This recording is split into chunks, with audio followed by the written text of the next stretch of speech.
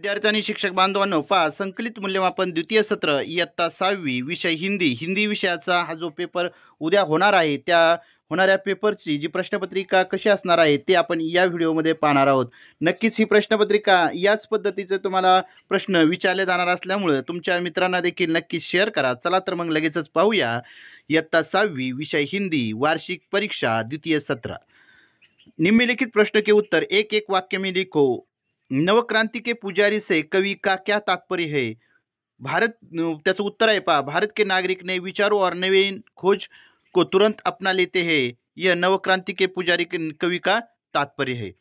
पेड़ के नीचे बिल में रहने वाला सांप पेड़ पर क्यों चढ़ा? झगड़े का लाभ उठाने के लिए पेड़ के नीचे बिल में रहने वाला सांप पेड़ पर चढ़ा. भारत का मुकुट हिमालय किस दिशा में है? भारत का मुकुट हिमालय उत्तर दिशा में है.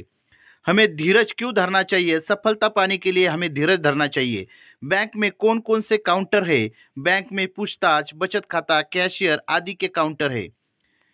प्रश्न दूसरा अ आहे. कोष्टक में उचित शब्द चुनकर रिक्त स्थानों की पूर्ति करो. सबको डैश डैश राह दिखाना अपनी जिम्मेदारी है. सबको सच्ची राह दिखाना अपनी जिम्मेदारी है. सारी कठपुतलियां डैश डैश होकर खड़ी हो गई, ठिठक कर खड़ी हो गई. गुड़ के स्थान पर शहद टिम्ब टिम्ब के लिए अच्छा है, स्वास्थ्य के लिए. जन जन का डैश डैश वह देश कौन सा है? जन जन का दुलारा वह देश कौन सा है? त्यानंतर आहे. निम्नलिखित शब्दों के समानार्थी शब्द लिखो. जीत यानी सफलता, संसार यानी जग, दुनिया, श्रमिक यानी मजदूर. निम्नलिखित शब्दों के विरुद्धार्थी शब्द लिखो. सन्मान, सन्मान यानी आदर, सुख, सन्मानचा विरुद्धार्थी शब्द अनादर. सन्मान अनादर विरुद्धार्थी शब्द लिखना है. सुख दुख, जवाब सवाल. निम्नलिखित शब्दों के बहुवचन रूप लिखो. औषध औषधियां, मीठा मीठे, रोटी रोटियां. सही विधान के सामने टिक और गलत विधान के सामने गलत टिक या चिन्ह लगाओ. बैंक में पूछताछ के लिए कैशियर के काउंट पर जाना पड़ता है, गलत है. जो काम करेंगे उन्हीं का सम्मान नहीं होगा, ये देखिल गलत है. युद्ध में लोहे के अस्त्र शस्त्र काम देते हैं, सही जवाब है, ते सही विधान है. भारत में अनेक फल अनाज मेवे फल फूल उत्पन्न होते हैं, ये देखिल ये वाक्य देखिल सही है. इस प्रकार गलत गलत और सही सही ऐसा लिखना है. 4 गुण के लिए ये प्रश्न पूछे जाने वाले हैं. प्रश्न तीसरा. क्या तुम जानते हो विश्व का प्रथम विश्वविद्यालय कौन सा है? तो तक्षशिला. विश्व का प्रथम विश्वविद्यालय तक्षशिला है. भूभाग की सृष्टि से भारत का सबसे छोटा राज्य कौन सा है? उसका जवाब है भूभाग की दृष्टि से भारत का सबसे छोटा राज्य गोवा है. भारत में कितने राज्य और कितने केंद्र शासित प्रदेश है? भारत में 28 राज्य और 8 केंद्र शासित प्रदेश है. कितने? 28 राज्य और 8 केंद्र शासित प्रदेश. अंतर्राष्ट्रीय महिला दिवस कब मनाया जाता है? अंतर्राष्ट्रीय महिला दिवस 8 मार्च को मनाया जाता है. भारत का राष्ट्रीय मानक समय किस शहर में मनाया जाता है? भारत का राष्ट्रीय मानक समय उत्तर प्रदेश के इलाहाबाद के पास मिर्जापुर में स्थित घंटाघर निर्धारित किया जाता है.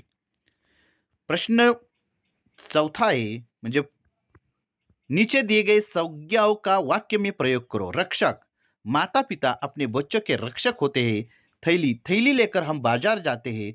भारत, भारत मेरा देश है. ईमानदारी, ईमानदारी का फल मीठा होता है. इस प्रकार हमें वाक्य में प्रयोग करना था इस संज्ञा का. उसके बाद विराम चिन्ह रहित अनुच्छेद में विराम चिन्ह लगाओ. पहा आता म्हणजे विराम चिन्ह आपल्याला लिहायचे आहेत. पहा काबुली वाले ने पूछा स्वल्प विराम. बिटिया कब कौन सी चिड़िया चाहिए? प्रश्न चिन्ह. मैंने अपनी गुड़िया दिखाकर कहा मेरी गुड़िया के लिए अच्छी सी चिड़िया दे दो, जैसे लाल स्वल्प विराम, नीली स्वल्प विराम, पीली दंडा.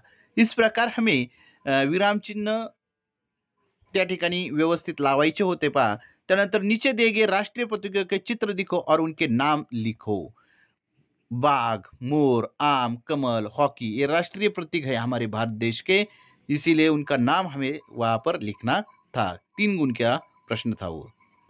निम्नलिखित वाक्य में सामने अनेक उनके प्रकार लिखो. मोर नाच रहा है, यह सरल वाक्य है. इसके बाद बच्चे पढ़ाई पर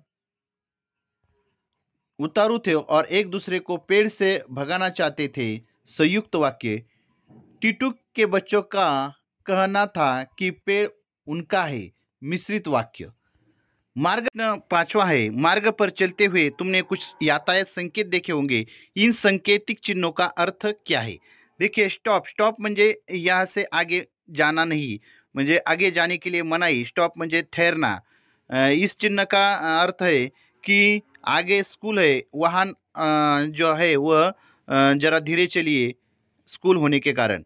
इसके बाद इस चिन्ह का अर्थ है कि जो भारी वाहन है उनको प्रतिबंध है, यानी ट्रक को प्रतिबंध है। इस प्रकार का इस वाहन का अर्थ, इस चिन्ह का अर्थ होता है।